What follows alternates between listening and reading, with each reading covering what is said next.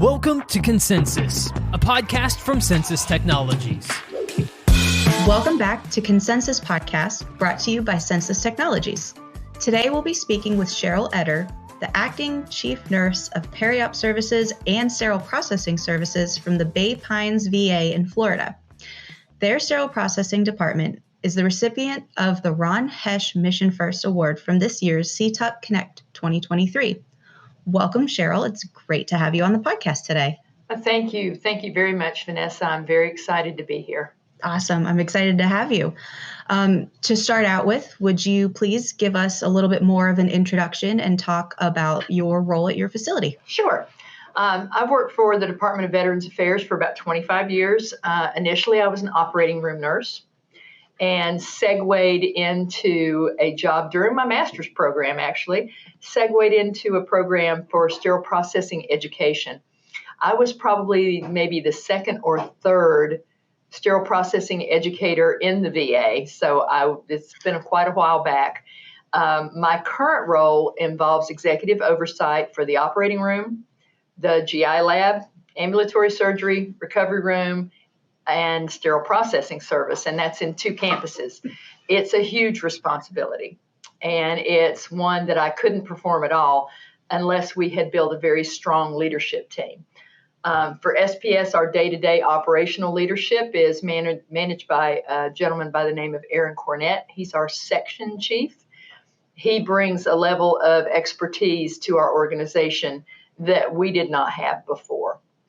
Wow. It sounds like you're busy, but you have the great support of a wonderful team to help you get through it. I do. It's awesome. All right. Well, we are just going to dive right in to discussing what led your team to being the recipient of the Ron Hesch Award this year. Okay. So in your nomination, it mentioned that 6 years ago, Bay Pines faced incredible obstacles. You had infrastructure issues, HVAC failures, staff shortages, and mountains of paper documentation struggles. Can you kind of tell us a little more about what it was like at that point in time? I can. It was rough initially. My chief and I had come on board at a time when a lot of the leadership of our facility retired at about the same time. They had come on board the same time, worked there for 35, 40 years, and they all retired within months of each other.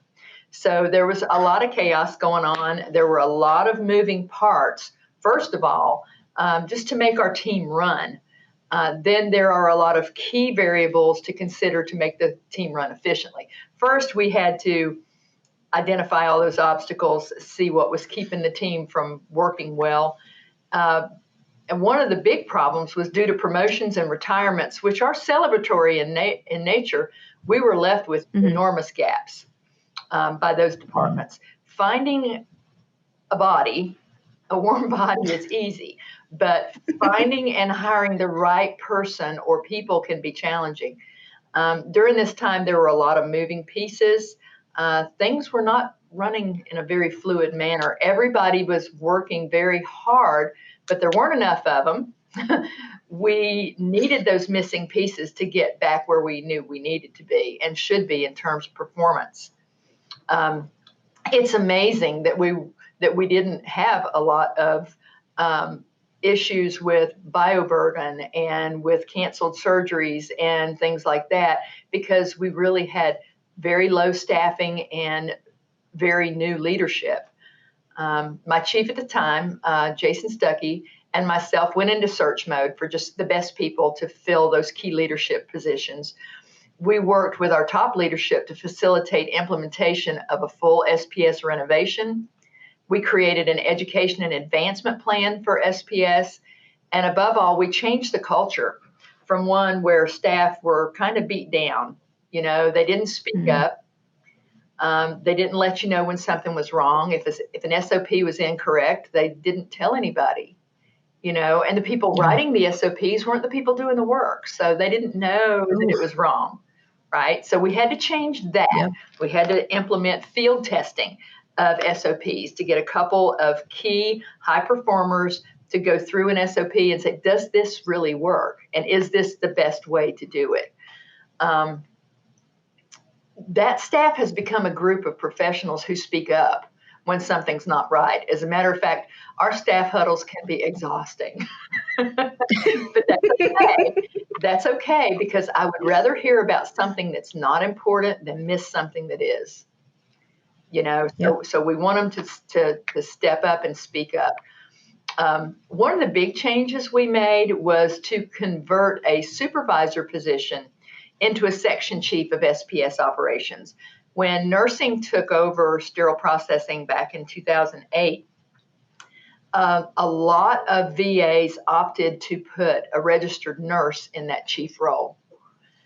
Registered nurses can do the chief role, but the thing is day-to-day operations are a mystery to a lot of nurses. I'm kind of a purple unicorn in that I started out as an educator. And so I went into SPS and I said, orient me like you would a tech. So I learned about SPS from the didactic, the book learning, and also the hands-on part. It's like telling somebody to drive a car after they've read the driver's manual. You really have to practice driving the car a little first. All right. So when we converted that position into an SPS section chief of operations, Erin's role, we created a career ladder that we didn't have before. It stopped at supervisor until we did that. So that was a big plus. Other small things that we did, we began handing out, our leadership supported this, and it was terrific, but something called an on-the-spot award. It's a $50 card for staff that get caught doing good. We have great catch awards for staff who prevented patient harm by quick action. And we increased nominations for our department for Employee of the Month. And that award comes with a very generous, it's like a $750 cash award for people that win Employee of the Month. And I've had 2 of my SPS employees get that in the last year. Our chief also had an innovative program called Chat with the Chief, and it was protected Vegas time. They would go into the office and tell him whatever was on their mind, and it was protected. They couldn't be, couldn't get in trouble for it. None of that. They just were able to say, I'm concerned about this. This is a problem for me. And it just changed the culture. I could talk about this all day, but I know you have other questions. So. That is fantastic that your leadership from your department to your facility has really supported you guys supporting your technicians in a lot of diverse ways. So the cool part was that I had a lot of history with the organization as a staff nurse, as the educator. So they weren't afraid to talk to me. They were accustomed to me kind of being their peer. And I understood what their problems were. And when Jason came on board, he was very young, very bright. He was willing to listen to any idea I had. And you would not expect for 2 people with such different backgrounds to have been such good partners. He is younger than 2 of my children. But we had just a fantastic hand in glove relationship, and that really helped us a lot. I mean, it really did help us a lot. I would encourage anyone that's trying to institute a culture change, get in there in the middle of it and see where your staff are struggling. So that's it. Off my soapbox. It's a pretty awesome soapbox. Like that's great. To really understand your team and to want them to have, like you said, the culture shift, you have to see where they're coming from. Yep. And that's great that you guys put that work in to your team instead of just sweeping it under the rug. You talked about improvements that you all have been making within your team over time. Are there still areas where there's work going on that maybe those positive improvements you're aiming for aren't quite there yet? So when I first became an educator there, no one was at the time ISHM, now HSPA or CBSPD certified. Within the first year of implementing a formal education program, we went from about 40% of staff that were asked to sit for the level 2, the VA's certification program. Only about 40% passed it. So we went from 40% to 100% in 18 months.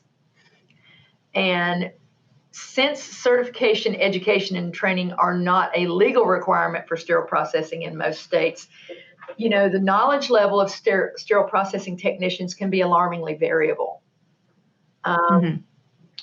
So with VHA standard basic knowledge, the level 1 program, we have all of our employees now doing that within 90 days of hire. We weren't catching those for a long time because we didn't have a way to keep up with it. Now we do.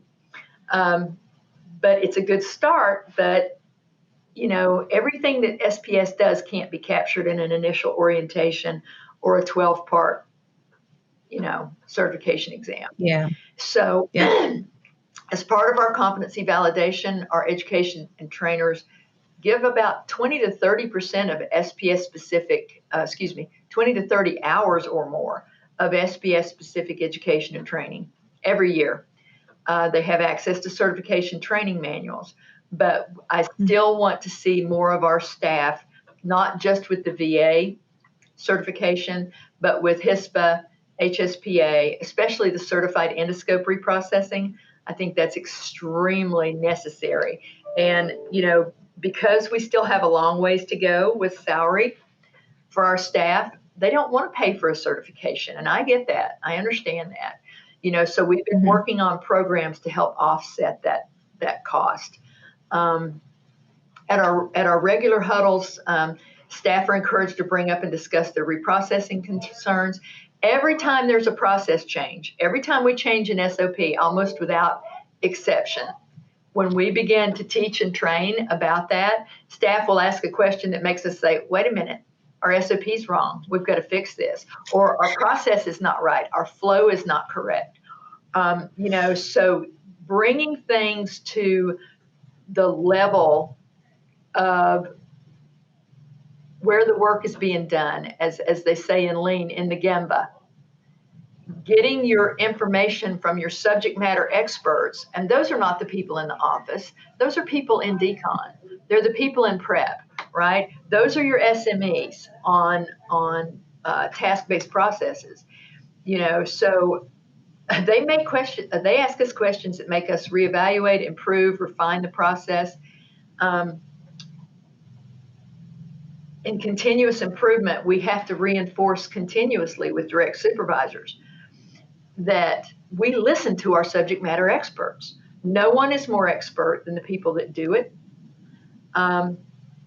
We are undergoing a full renovation of our department. It's huge. It's like a $19 million complete gut, right? And we're doing phases. We're going to be in mobile units and all of that. But when we first started the plans, we've got all these people in the room talking about what needs to be done, and not a single one of them, except me, had ever worked in decon, had ever worked in prep, had ever done that sort of work. Oh, man. So we put the blueprints up on the wall, and we got input from the staff. We had a company do a VR video of the walkthrough of the department and had staff participate in that during Sterile Processing Week a couple of years ago. And they gave us a ton of input. It resulted in major plan changes that will impact flow in the department for decades to come once we get that thing up and running. The inclusion of frontline SMEs into performance improvement resulted in a project that decreased our number of sterilization cycles by 2/3. It took nearly a year. It was extremely data intensive, way outside of their wheelhouse, but I showed them where to go. They took it and ran with it. It was 100% staff driven. That is incredible. I love that you looped in your regular technicians who are day-to-day hands-on with the instruments for so many massive changes. That right there is something that doesn't happen on a normal basis at all. Well, I think That's it's so because I great. was a Congrats for staff that. nurse. I was a staff nurse for 18 years before I went into leadership. So Yeah. I knew what it was like to have people making decisions that affected my practice, and not always in a positive way, without getting any input from the people who were doing the work.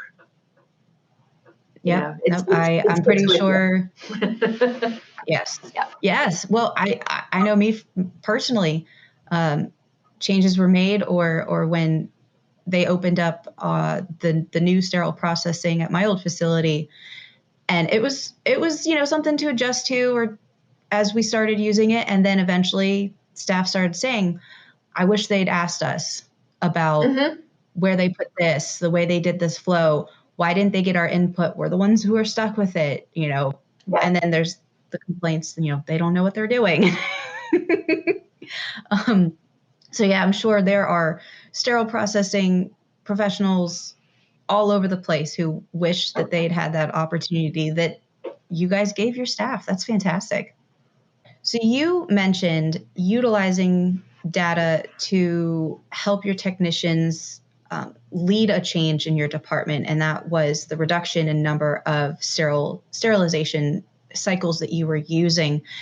Can you kind of elaborate a little bit more on using your electronic instrument tracking system? You have SensiTrack on what exactly you showed them, how they used it Mm-hmm. to get the results that you all wanted.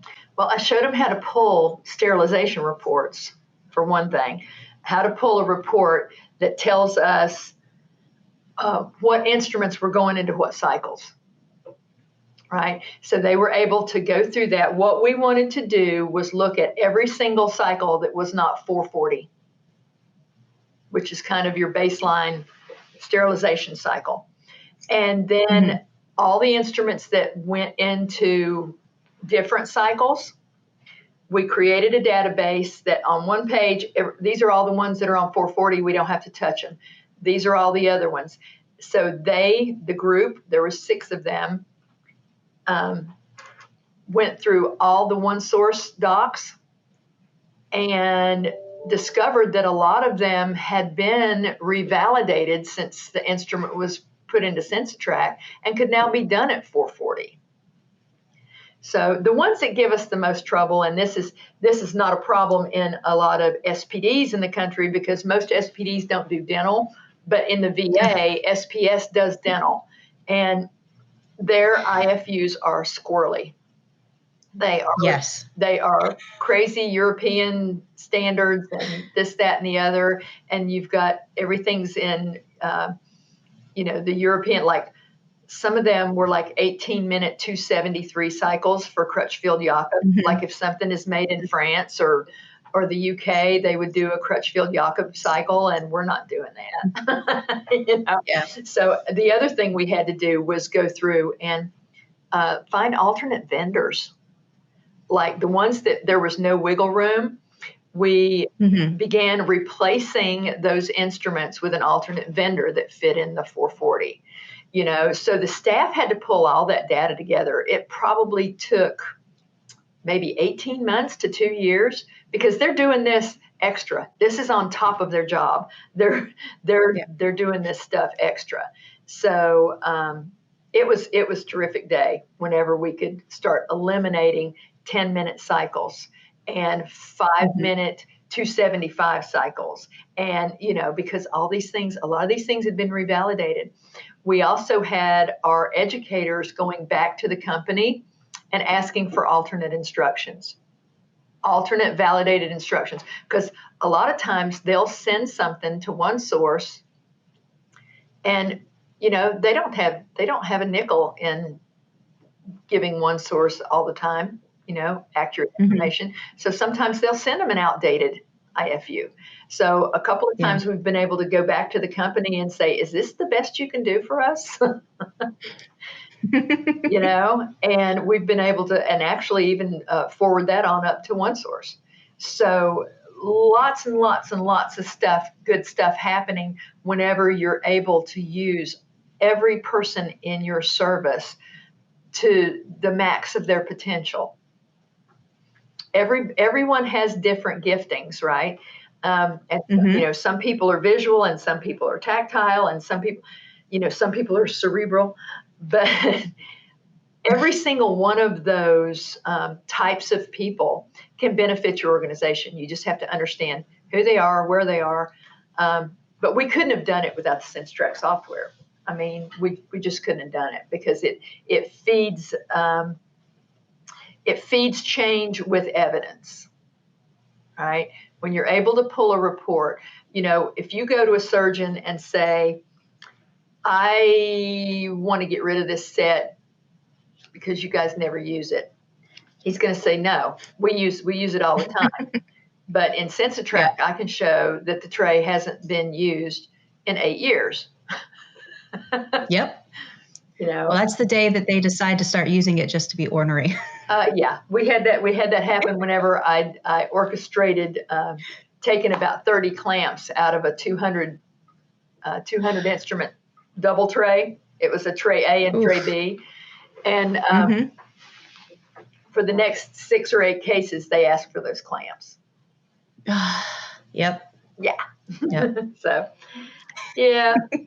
Ornery it's at every single level of the organization. Can be. It just manifests in different ways. So I do have some improvements that our leadership advocated for, just to really make the department shine, because leadership has a big role in this. But one of the biggest things is access to all the instructions for use through one source, and that is VA wide. You can go on you can go onto any VA computer, log on to one source, and you're automatically into it without no password, no anything. Access to the manufacturer's instructions for use is crucial. I mean, it's critical to safe reprocessing, because the tech doing the work then has access to what the manufacturer said. So if I have a tech on midnight shift at 3 a.m. that's reprocessing something that he or she hasn't done in a while, and the SOP looks a little squirrely to them, they can go straight to the manufacturer's instructions for use and see exactly what the manufacturer validated. I mean, people are humans and they make mistakes, so SOPs can get messed up. So it's helpful to them, and it also respects them. It respects their ability to read and understand and use critical thinking skills. Which doing all these bullet point instructions for a facility doesn't always do that. It doesn't always convey respect that I have a sterile processing professional here that can read the manufacturer's instructions for use and follow them. I mean, some of them are nuts. I mean, some of them are crazy, right? I was just going to say, some of them, endoscopy, even if you... endoscopy IFUs are utterly insane. They are bananas. SOP just needs to be done for that, just to simplify the 118 steps that need to be done, right, to reprocess an endoscope. SenseTrack software has been really helpful to us, because the staff had a hard time initially finding the SOPs that they were looking for. We didn't have a very good naming convention for them, or even the numbering convention was not good. So one of the things that we did that was very helpful to our staff is we added the facility's SOP number to each count sheet. So if they did need to find it, everybody knows how to pull up the count sheet. You just scan the tray and your count sheet comes up, and at the top it's SOP number 2119, and they can go back to that SOP and make sure, to just like to refresh their knowledge or whatever. I can't remember if I'm supposed to do this or this, right? So that's very helpful. It gives them a roadmap when they need additional clarification for something that's exceedingly complex or they haven't done in a while. Leadership on our national and local levels continue to advocate for better pay, career ladders, creation of quality insurance section in sterile processing, recruitment, retention, and a place at the table. Everybody deserves that. Everybody deserves that. The pay scales for VA sterile processing service are not going to be fixed quickly. We've been working on them for years and years and years. So what our national has done is to create some critical skills incentive money and special salary and recruitment incentives that are beginning to start paying staff for for the level of criticality and complexity that the job entails. Sterile processing service local leadership at our facility has veto power over reprocessable devices that come into the healthcare facility. When it goes to the equipment committee, sterile processing has to sign off on it. So many things slipped through the cracks under names that didn't seem like they might be reusable medical equipment. So I have to review refrigerators too, just to make sure that it doesn't have a reprocessable component. But that in itself is huge. We were not equipped for the robot. And surgery wants the robot. Yeah. So we can't have the robot because we can't reprocess the robot yet. Now we're working with industry, with VA partners. We have another VA pretty close to us, like 30 miles, that we're working on so that we can go ahead and get our robotics program started. But the fact that stuff doesn't show up at our doorstep expecting us to reprocess. It all has to be approved by sterile processing. Years ago, facilities bought what they wanted and expected sterile processing to clean it and sterilize it. We didn't have IFUs. We didn't have the right equipment. Yeah, do it anyway. That's no longer the case. Our technicians, from brand new techs up to supervisors, have the authority to refuse to receive instrumentation that shows up at the door that hasn't been properly vetted. They just say, nope, sorry. We won't accept it. We will not accept it. And they all know that they have the authority to do that. The other big accomplishment is the approval of a multi-million-dollar renovation. Our campus is going to be state-of-the-art. I think it's going to be the best one in the country. And one of the reasons is our techs had so much input in it. It's going to take a while, but it's going to be wonderful. I mean, it's just going to be wonderful. Sorry to say I'll be retired by the time it opens, but I hope that they'll invite me back for the ribbon cutting. Mm-hmm. Yep. Well, just make sure you stay in touch with them, and I'm sure they will. Yeah, they got my digits. They're going to be, the day after you retire, they're going to be calling you with a question. Probably. Yeah. You said that your technicians have that veto power at the door for something new. Has that actually happened? Yeah. Where? Oh yeah. Yeah. How did that go over? So whenever you have a new vendor that doesn't realize that we mean what we say and we say what we mean, we give them our loaner policy. We hand them our loaner policy when the first time they ever come to the facility, and we have them sign it, that they've read it and they understand it. So I guess the last time that it happened, and it's so funny because we've got our surgeons trained pretty well. We had a vendor come to the door and say, Dr. So-and-so wants this for his case tomorrow. Turns out Dr. So-and-so didn't know a thing about it. This vendor wanted to spring this surprise on the doctor and have him try it out without it having ever been vetted. And the technician says, we don't have this in our system. We haven't been trained on this. We haven't gotten a request from the operating room for this. We're not going to receive it. So they said, well, let me talk to your supervisor. And the supervisor said the same thing. And he says, well, let me talk to your boss. And that was me. And I said, oh, what do you think you're trying to do here? Are you trying to circumvent a policy of the United States federal government?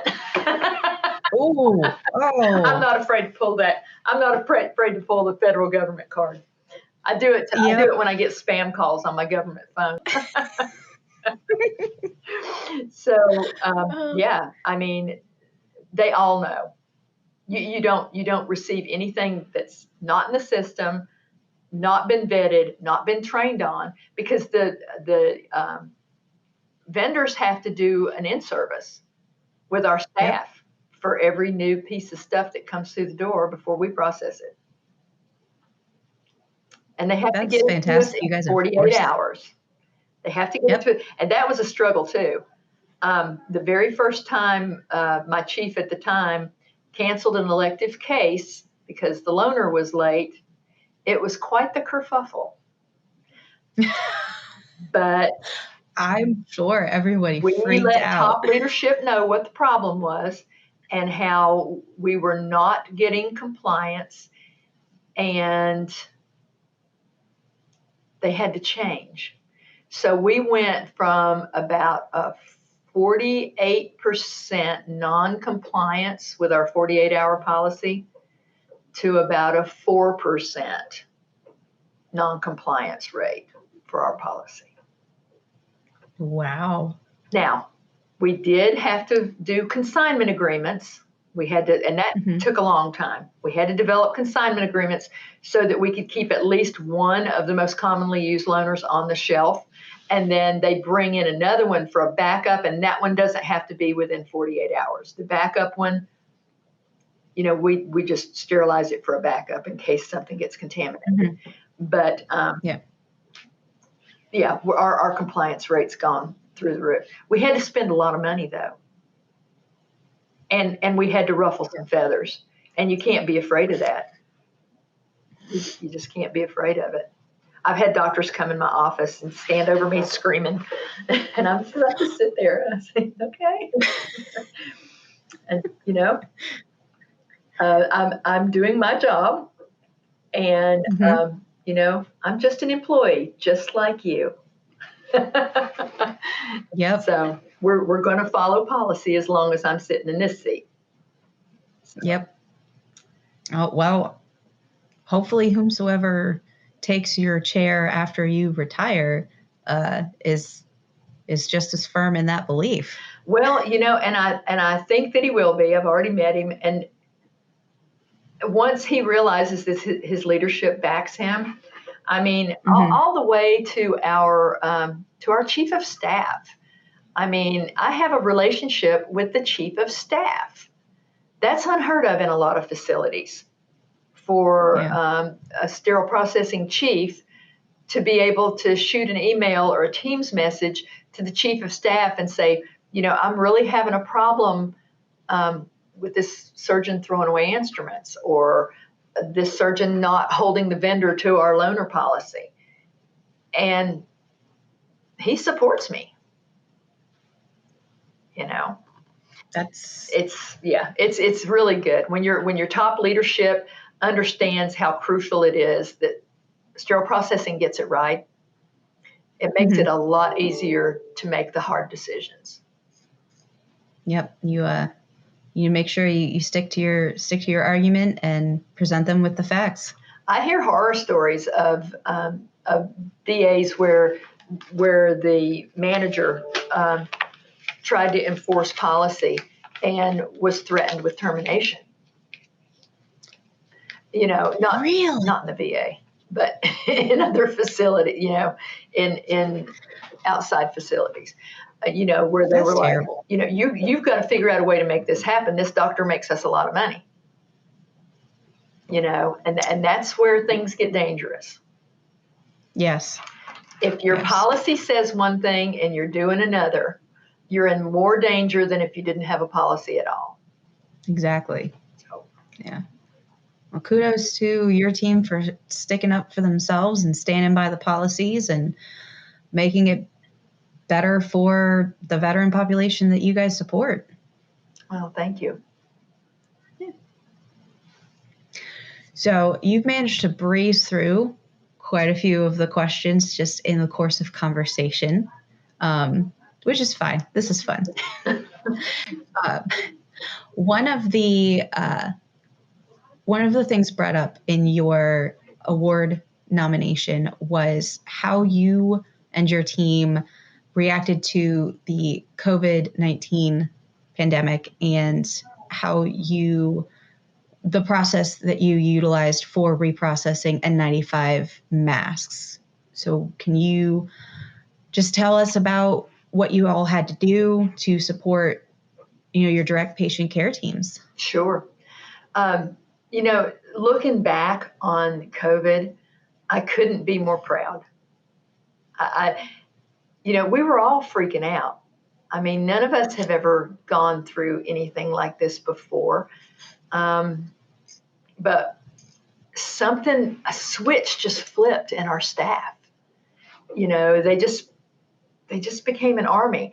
As soon as my chief and my section chief, Aaron, and myself showed them that we were willing to lead and do some crazy stuff. I mean, they were like, yeah, let's go, let's go. So when the COVID shutdowns occurred, of course, we stopped elective surgery. We were getting new instructions and directions on a daily basis. So the staff had to display enormous flexibility and adaptability in their assignments because we weren't doing much reprocessing at all. We were doing no elective dental, no elective surgery. And then we found that N95 masks, their availability was in jeopardy. So we started doing some research on what we could do. What they had initially done was what a lot of places had done. They would use their mask, put it in a paper bag for 3 days, and then use it again and recycle them that way for a little while. I just felt like we could do better and did some research. So I drew up a room with a Tyvek walls because we had a UV robot, and I put clotheslines in it. So we had clotheslines and the little plastic clothespins that you get at the hobby shop. And so working with national recommendations for that, I think it was the University of Kansas that had done this during a flu epidemic, and they couldn't get enough N95s, and they had put together this process to decontaminate masks. So SPS, we developed a procedure where they collected, labeled, decontaminated, and stored the masks. We didn't give them back to them right away because we never completely ran out, but we were preparing. So what the end users would do is, if at the end of the day their mask didn't have any gross soil on it, they would write their name and their unit on it, put it in a brown paper bag, write their name and their unit on it, and SPS would collect it. We would bring them in, put them on the clothesline, zap them, and put them in a white paper bag with their name and unit on it, which the white paper bag indicated that they had been decontaminated. The reflective wall room was just awesome, though. I mean, it was so space age. Later, after there was an emergency use authorization for hydrogen peroxide, they made critical pivots again to implement that new process. We moved one of our V-Pros out by the decontamination area and started zapping them. And again, we labeled them with their names and their unit. So that, because with the vaporized hydrogen peroxide, anybody could have used the mask, but it just made people feel a little, I don't want to wear a mask somebody else has worn. So we made sure that they would get their own mask back if they ever had to use it. Besides the mask projects, SPS jumped in to help do COVID screening because we set up big shelters over the driveways in and out of the facility and screened every car that came through. And it took dozens of people to do that for all of our entrances. They helped out with sitter needs. And actually, some of them still volunteer for overtime doing sitter work. They were like, I kind of like doing a little patient care. And a lot of other typically non-SPS activities to meet the mission and get us successfully through the pandemic. Big part of the team. And the same with like hurricanes. hurricane preparedness, helping. And we've done 2 evacuations in 11 months in Southwest Florida. Wow. Hurricanes, and SPS played a critical role in moving patients, moving equipment, securing instrumentation, just whatever they could do to fill those roles. I'm so proud of them. Wow, the more we go through this conversation, the more I understand why you guys were the perfect fit for this award, because it seems like there is no obstacle, there's no hurdle that your team is not willing to approach and conquer. That's the truth. In just support of your veteran population. That is fantastic. Thank you. So we're working on coming to a close for our conversation, but I do have one couple final questions, one of which is, Cheryl, you were actually friends with Ron Hesch before his passing. Would you be willing to tell us about his vision of care for veterans and if it impacted how you have approached your own duties with sterile processing and your VA? I loved Ron. I was a nurse educator back in 2008, 2009, when I first met him during our CensiTrack implementation. Ron had a passion to assure that his brothers and sisters in arms, because he was a military veteran, had access to safely reprocessed instrumentation. I mean, it was just so evident in the amount of diligence that he applied to every project. We didn't have an easy rollout for CensiTrack. Staffing was not everything it should be. We didn't have a ton of people who were computer literate. And there was just a lot of resistance to it. You know, people wanted to, they don't like change. People don't really like change. So we had a difficult rollout, but his dedication to the mission has just had long-reaching effects in our ability to document and access data. And that helps us ensure we're in a state of continuous improvement. We can look at where we were last year. We can look at where we were yesterday. We can, and then we can project from that. I often say you cannot improve an unmeasured process. And Ron taught us how to measure our processes using the software. He understood it. He understood that you couldn't improve unless you were measuring. And he helped us get to the better point of data reliability. I've never met a single soul that knew Ron that doesn't deeply feel his absence, both as a trusted advisor and as a friend. I miss him. I miss him a lot. Sounds like you had just a beautiful relationship with him that covered multiple aspects of your life. Yeah, he was a cool guy. He was a very cool guy. Well, I appreciate you taking this time to talk about the journey of your department and your facility and how it connected to Ron Hesch. Would you have some final words of wisdom to pass along to anyone who may be struggling to overcome obstacles or feel like they lack resources to reach these lofty goals that they envision? So if you work in sterile processing, you're struggling with a difficult environment or lack of resources. That's just part of the game. Our profession is changing so rapidly that there's always something shinier, newer, and better. Or, you've also always got that one person or two people that spread disillusionment like mayo on a hoagie. I mean, let's put it out there. But a few things I would pass along that I've learned over my 30, 40, almost 40 years in nursing is disengaged people are very hard to work with, and they're even harder to manage.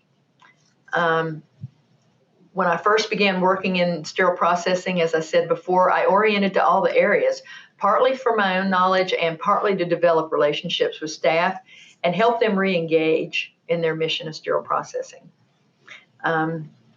It's hard to be disengaged when the person you're working for is working with you side by side and shows you that they care about your success as it relates to the department's success. Number 2 would be to recognize achievement constantly.